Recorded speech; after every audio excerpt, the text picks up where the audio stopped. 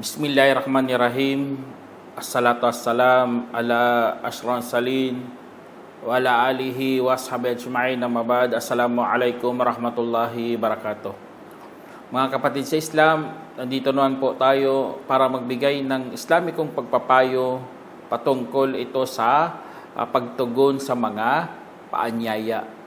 Opo mga kapatid, ang pagtugon sa mga paanyaya ay mayroong kahalagahan sa ating reliyon. Lalo na ito po ay nagbibigay halaga sa ating mga kapwa. Kaya po ito po ay bahagi ng mabuting pakikitungo o kaya paggalang sa ating mga kapwa.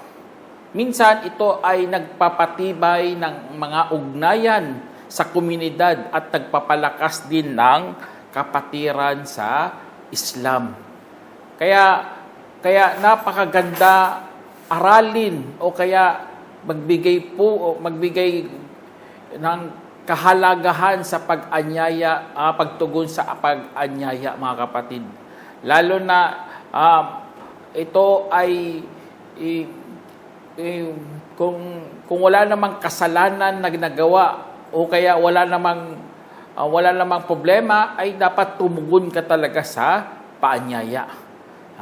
Kaya alam nyo mga kapatid sa Islam, kapag ikaw nabigyan ng mga paanyaya, sa sobrang saya mo, subhanallah, mabigyan mo talaga ng importansya ang isang tao. At yun po ang isa sa mga layunin bakit tayo tumutugon ng mga paanyaya, para mabigyan natin ng kasiyahan ang mga tao. Katulad sa inulat ni Ibnu Munkadir na ayon sa sinabi ng Propeta sallallahu alaihi wasallam, isa sa mga pinakamainam na gawain ay ang pagpasok ng kaligayahan sa isang mananampalataya. Pagbabayad hinggil sa kanya ng utang, pagtutugon para sa kanya ng pangailangan at pagpapawi hinggil sa kanya ng paghihirap. Isinalaysay ni Baihaqi at itinama ni Albani. Kaya yan isa sa mga pinakamagandang gawain yan, pagpasok mo ng mga kaligayahan o kaya ligaya. At alam naman natin mga kapatid, ang pagtugon ng mga paanyaya ay isa sa mga karapatan ng mga kamusliman. Kaya lagi natin itong marinig ang hadith na ito. Haqqul Muslim alal Muslim khams.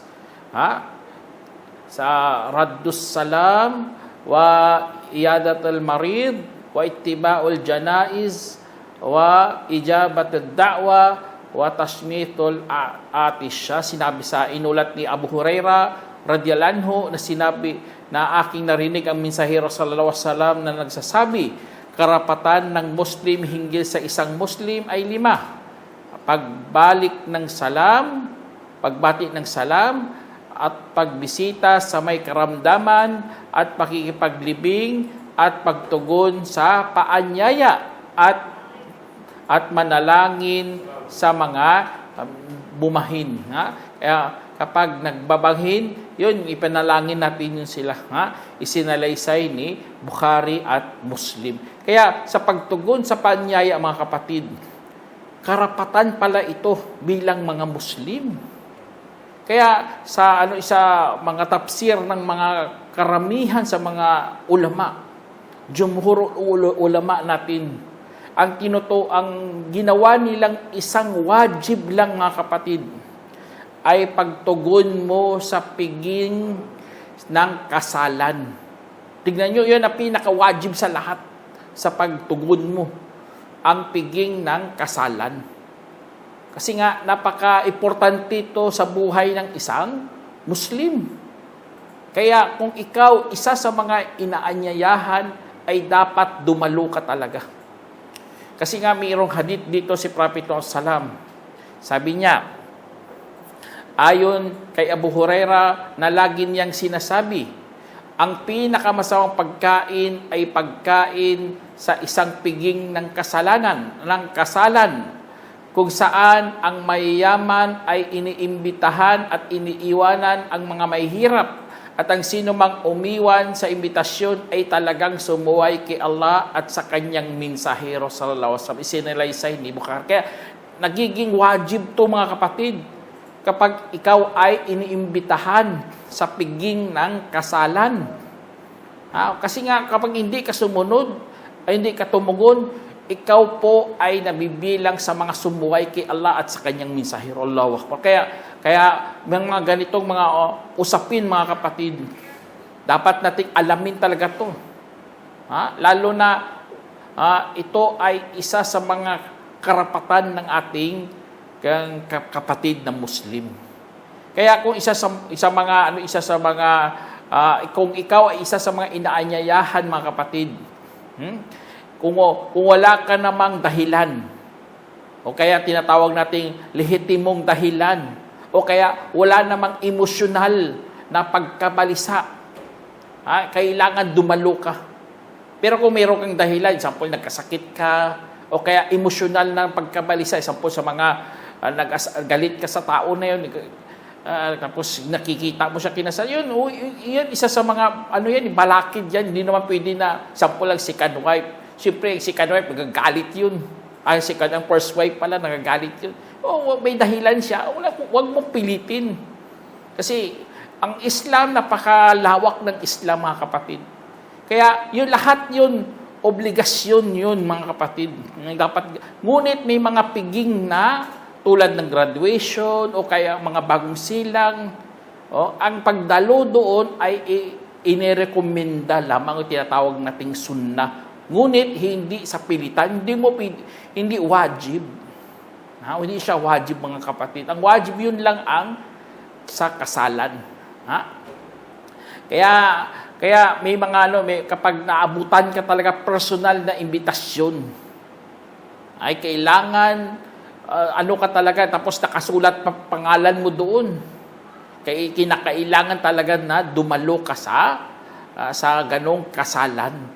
Pero kung pagkalahatang imbitasyon, sabi niya, lahat kayong mga taga-baryo, punta lang kayo, hindi po yan obligasyon. Kasi nga, bukas na anunsyo lang yan . Pero kung nasa pangalan mo talaga nakasulat, kailangan ikaw talaga na dumalo. O kaya, sa mga kasalan, mga kapatid, una o ikalawang araw, ganon kang ibang mga tao . Sa atin kasi, isang araw lang, pero ibang mga lugar, merong una at merong kalawang araw, ganun ang kanilang selebrasyon. Kapag nakatanggap ka ng imbitasyon o kaya paanyaya, ay kailangan nandoon ka. Pero kung ikatatlong araw na, tinuturing na to na hindi kaaya-aya. Kasi nga, karangyaan yan na ang mangyari sa kanila o kaya paglustay. Kaya hindi yan kaaya-aya sa isang Muslim na dumalo kahit sa ikatatlong araw na ng kasal. Kaya example sa mga kung mayroong mga tinatawag na mga dahilan, mga kapatid. Example lang, may bagyo, o malakas ang ulan, o pa diyan mga humahadlang o pumipigil sa iyo sa pagdalo. Insyaallah, nagwawalang bisa po yan sa pagkagiging wajib niya po, mga kapatid.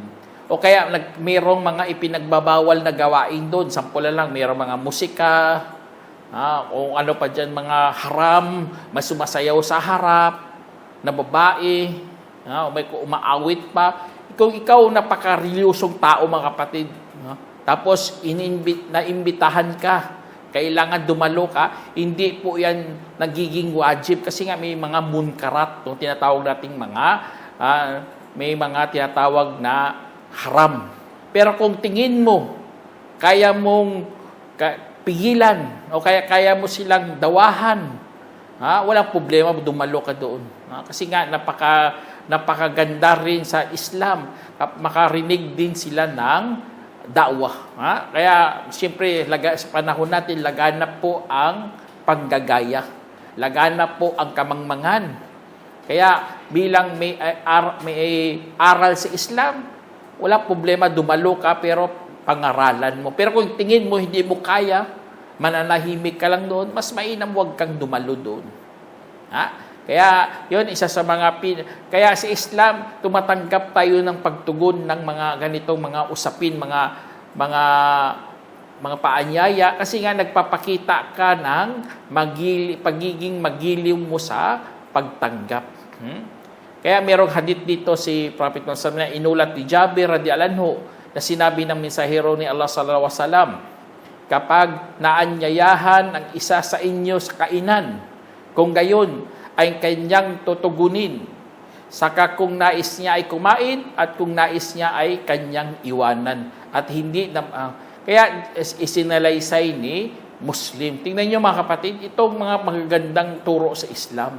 Kapag may mga ganitong mga okasyon, tanggapin mo. Kung ayaw mo kumain, wala problema. Basta nandoon ka lang. Ganun ang sa atin mga kapatid. Ganun ang turo sa atin sa Islam.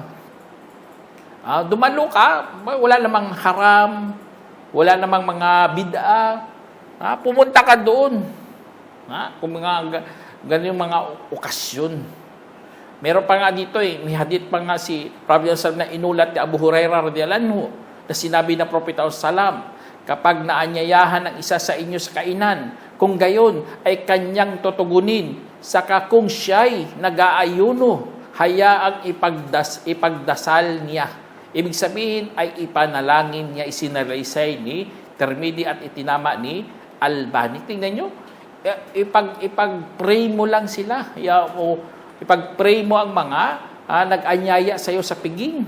Ya Allah, dagdagan mo nawa ang kanilang mga biyaya. Ya Allah, biyayaan nawa sila. Subhanallah. Kapag marinig kasi yan sa mga nag-anyaya, maging masaya na yan sila. Kahit ikaw ay nag-aayuno, tingnan niyo, kahit nag-aayuno ka, kung gusto mo sirain ang ayuno mo, walang problema. Kung ayaw mo naman, walang problema rin.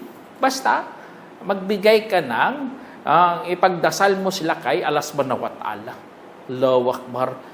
Kaya maiwasan din ang inggit, mga kapatid. Ganon din, minsan ganon ang inggit o ano pa dyan. Kasi, ang iba, dinidibdib talaga nila. Tapos nababaon ng inggit sa kanilang mga puso. Yun ang nakakatakot. Kaya kung pinagdasal mo sila sa kay Allah subhanahu wa ta'ala, Allahu Akbar, magagaan pa ang iyong kalooban at hindi ka pa mapapahamak sa inggit. Kaya ito'y mga magagandang pakikitungo kasi ito mga kapatid. Kaya ang Propeta Muhammad SAW, isa sa mga pinakamagandang huwaran talaga ng Islam sa mga ganitong mga paanyaya. Meron nga dito na inulat ni Anas bin Malik radhiyallahu anhu na inanyayahan ng kanyang lola na si Mulaika radhiyallahu anha ang mensahero sallallahu alaihi wasallam sa isang pagkaing inihanda niya para sa kanya. Kaya't kumain siya mula rito at pagkatapos ay sinabi, tumayo kayo upang mananalangin ako para sa inyo. Sinabi ni Anas, pumunta ako sa isang banig namin na nangitim dahil sa katagalan na paggamit. At saka iniwisik ko ito ng tubig. At saka tumayo ang propeta sallallahu alaihi wasallam habang ako at ang ulila ay tumayo sa likuran niya at ang matanda ay tumayo sa aming likuran. Kaya nagdasal sa amin ang mensahero sallallahu alaihi wasallam ng 2 rak'a at pagkatapos siya ay umalis, isinalaysay ni Bukhari. Tingnan niyo ang propeta ng salam. Isa sa mga pinakamagandang ugali talaga ito ng propeta ng salam. Kapag may nag-anyaya sa kanya ng pagkain, dumadalo siya, kumakain pa siya. Tapos gumamit pa si Anas ng banig. Kaya sa Islam, gumagamit tayo ng karpet. Kasi ang propeta gumagamit nga ng banig sa kanyang pagsasala. Dati wala naman silang karpet. Kaya hindi talaga totoo sinasabi ng mga Shia.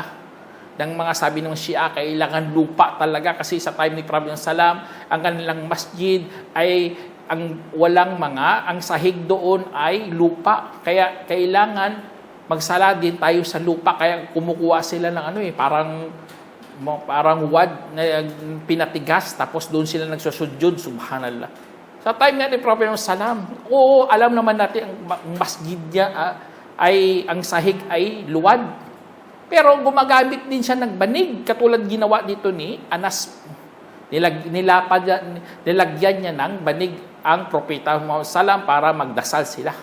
Kaya, Allahu Akbar. Kaya itong isa sa mga napakaganda sa atin. Kasi nga nakikitaan natin ang Propeta Muhammad Sallam. Lalo na hindi lang sa publikong lugar, bagkus sa lugar mismo ni Anas. Pumupunta siya doon. Tapos, ang isa sa pinakamagandang gawin din kapag mayroong nag-anyaya sa iyo, bumati ka ng salam. Mag-assalamu alaikum warahmatullahi wabarakatuh ka talaga. Kasi nga alam naman natin, ang assalamu alaikum, yan isa sa mga sagisag niyan ng pagiging Muslim mo. Hindi good morning, hindi good afternoon, happy holidays, happy anniversary. Hindi natin yan sagisag, mga kapatid, kapag nagkita ang bawat isa sa piging. Ang atin ay pagbati ng salam. Kaya mayroong hadith dito na inulat ni bin Amro radhiyallahu anhu na may lalaki nagtanong sa Propeta sallallahu alaihi wasallam kung alin sa Islam ang merong kainaman. Kanyang sinabi, pagpapakain ka ng pagkain at magbati ng salam sa sinumang kakilala mo at hindi mo kakilala. Isinalaysay ni Bukhari. Kaya tingnan mo, magbati ng salam. Kailangan batiin mo kay sino dyan mga tao na yan. Kaya ang pakikisalamuha natin, mga kapatid, sa mga ating kapwa, dapat merong respeto. Dapat may respeto ka. Alam naman natin, isa sa mga pinakamagandang pagkuha ng magandang asal, mga kapatid, ay ang pakikisalamuha mo sa iyong kapwa. Lalo na sa mga mayroong pananampalataya sa Islam. Meron nga hadith dito na inulat ni Ibn Umar radhiyallahu anhu na sinabi ng Propeta sallallahu alaihi wasallam, ang manampalatayang yaong nakikipaghalubilo sa mga tao at nagtitiis sa kanilang pasakit ay mas matindi sa gatimpala kaysa yaong hindi nakikipaghalubilo sa tao at hindi nagtitiis sa kanilang pasakit. Isinalaysay ni Ibn Majah at itinama ni Albani. Kaya yun ang ating tagihin na pag-uugali. Na marunong ka sa pakikipaghabilo sa iyong kapwa. At alam naman natin, kapag meron kang ganon, ibig sabihin, meron kang mabuting pag-uugali. Allahu Akbar. At alam naman natin, ang magandang pag-uugali ay napakabigat po yan sa araw na paghukom. Katulad sa nabanggit na inulat ni Abu Darda radhiyallahu anhu na sinabi ng Propeta sallam, walang bagay na mas mabigat pa sa timbangan kaysa sa mabuting asal. Isinalaysay ni Abu Dawud at itinama ni Albani. Kaya napakatinding gantimpala po yan kapag ikaw meron kang magandang pag-uugali. Kaya sa pagbibigay galang po natin sa mga nag-aanyaya sa atin. Allahu Akbar. Na isa sa mga pinakamagandang yan, nagpapalakas po yan ng ugnayan. Kapag hindi, minsan ang pumupunta dyan sa piging, pinapalakas nila ang kanilang ugnayan sa lipunan, minsan sa negosyo. Lahat yan, pasok yan, walang problema po yan. Kasi ganun ang buhay. Pumunta sa piging para mayroon sila koneksyon sa trabaho o kaya sa mga negosyo. O ano pa, mga bahalagang pumuhupuhunan na merong kang epektong komunikasyon. Allahu Akbar, yun ang pagbibigay natin ng halaga talaga sa Islam. Basta buo lang ang iyong tiwala sa Allah subhanahu wa ta'ala at saka ang iyong pagpapalaganap sa pakikipag-ugnayan at mga aktibong pakikinig ay para lamang kay Allah subhanahu wa ta'ala. Kaya yun ay isa sa pinakamagandang katuruan sa atin. Tapos ito pa, ang pagtugon sa mga paanyaya, mga kapatid, para alisin talaga ang tampuan at hindi pagkakaunawaan. Kaya yun ang isa sa mga kapag makita mo kapatid mo, may tampuhan pa kayo, inshallah tanggalin nyo na yan. Kaya merong hadith dito si Prophet sallam an Abu Hurairah radhiyallahu anhu anna Nabi sallallahu alaihi wasallam qol iyyakum wadh-dhann fa inna dhanna akdzabul hadith wala tahassas wala tahassasu wala tajassasu wala tahasadu wala tadabaru wala tabaghadu wa kunu ibadallahi ikhwana. Inulat ni Abu Hurairah radhiyallahu anhu na sinabi ng propeta sallallahu alaihi wasallam, iwasan ninyo ang paghihinala sapagkat ang paghihinala ay kasi pinaka sinungaling na salaysay. Kaya't huwag ninyong hanapin ang kamalian ng iba at huwag maniktik at huwag mag-inggitan at huwag magsitalikuran at huwag mapuot sa bawat isa at maging mga alipin ni Allah na mga magkapatid. Isinalaysay ni Bukhari. Kaya ang mga tampuan mga kapatid dapat lumaho dyan ang samaan ng loob talaga. Yun ang mga purpose natin. Bakit kayo pumupunta sa mga imbitasyon? Minsan kasi may mga kapatid tayo nung bata pa tayo hindi pa tayo marunong sa buhay, na medyo masama pa tayo. Kung magkita-kita yun para maglaho ang samaan ng loob. Kasi siyempre may edad ka na, mayroon ka ng pag-iisip, tapos masama ka pa rin. Auzubillah. Anong klaseng tao ka? Hindi ka lumalago. Hindi ka umuudlad. Tumatanda ka, bumababa ka naman, auzubillah. Hindi ganun ang katuruan ng Islam. Kaya isa sa mga makakatulong dyan ay pagdalo mo sa mga paanyaya.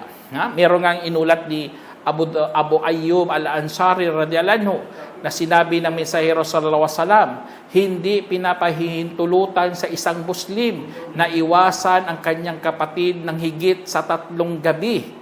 Kapag magkita silang dalawa at saka tumatalikod ito at tumatalikod rin ito, at ang mas mainam sa kanilang dalawa ay ang yaong nagsisimula ng pagbati ng salam. Isinalaysay ni Muslim. Allahu Akbar. Tingnan nyo, isinalaysay ni Muslim ito mga kapatid. Itong 3 araw lang po ang palugit sa mga tampuan.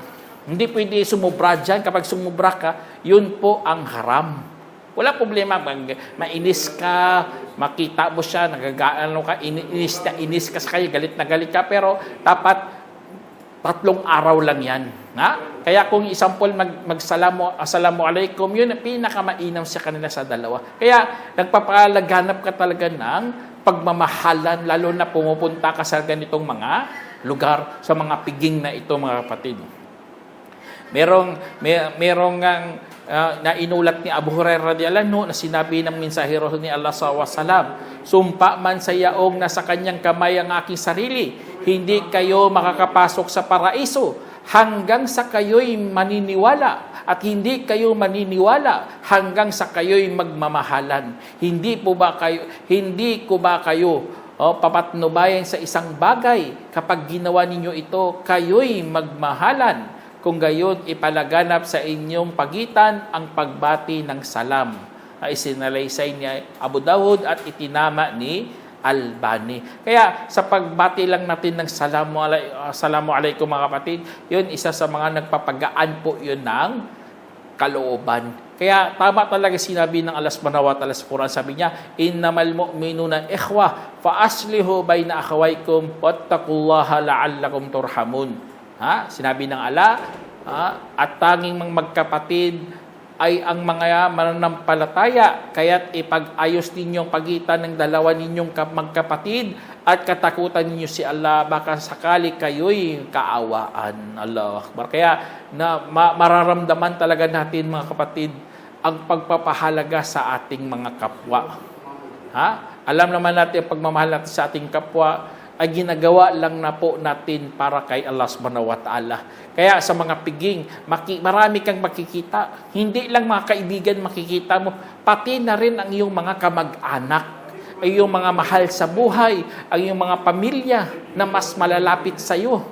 Kaya kung ikaw tumugon sa mga ganito, Allahu Akbar, alam niyo kapag dinudugtong mo ang iyong mga kamag-anak, mga kapatid, ay talagang bibigyan ka ng reward ng Allah subhanahu wa ta'ala.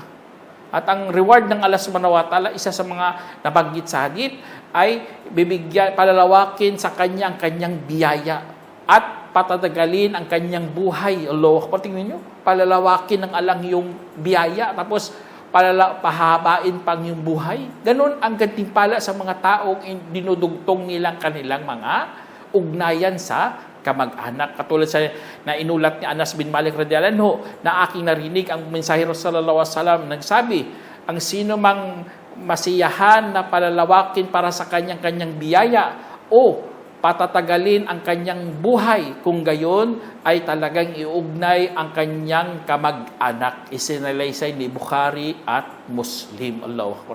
Kaya pagkakataon mo pa talaga yan, mga kapatid, na magsama-sama kayo, magtipon-tipon, basta sa kabutihan lang at pag-alala sa mga pinagkaloob ng Allah subhanahu wa ta'ala mula sa mga biyaya.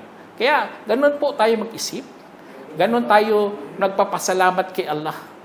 Nagpapakita tayo ng kababaang loob sa pagtugon sa mga ganitong mga paanyaya.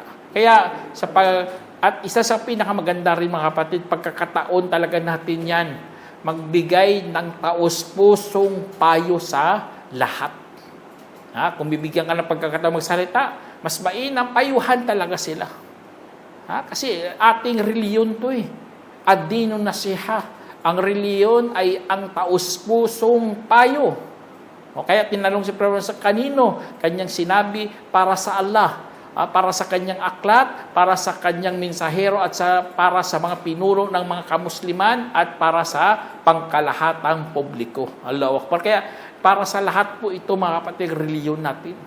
Kaya kung magbigay ka ng payo, yun, ano yan?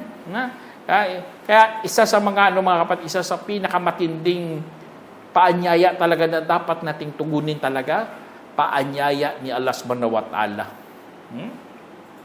Ayan ang isa sa dapat nating tandaan, ang paanyaya ni Allah subhanahu wa ta'ala.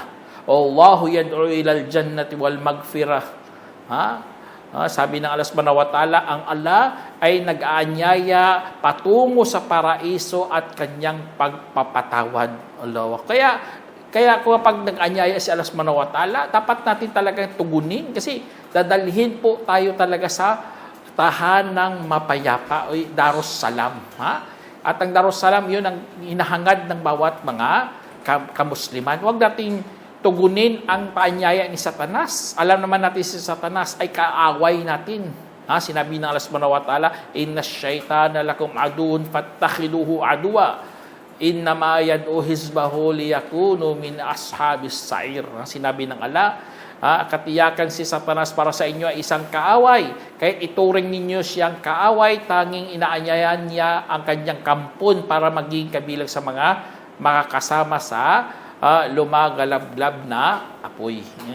Kaya sana, mga kapatid, meron kayong napulutang aral kasi itong ating reliyon, pati ng panyaya ni Allah subhanahu wa ta'ala na tayo'y maniwala. Kasi kung kapag tayong maniwala, ay talagang magtatagumpay po tayo. Kaya meron ngang narinig natin lagi ito sa Adan, hayal as-sala, hayal al-falah. Sabi dito, halina kayo sa pagdarasal, halina kayo sa tagumpay. Allahu Akbar. Dapat tumugon ka, pumunta ka sa sala para tayo'y magtagumpay lahat. Yan ang mga paanyaya ng Allah subhanahu wa ta'ala. Sana meron kayong napulutang aral. Hanggang dito na lang. Assalamualaikum warahmatullahi wabarakatuh. جمعية الدعوة نور، الدعوة للجميع.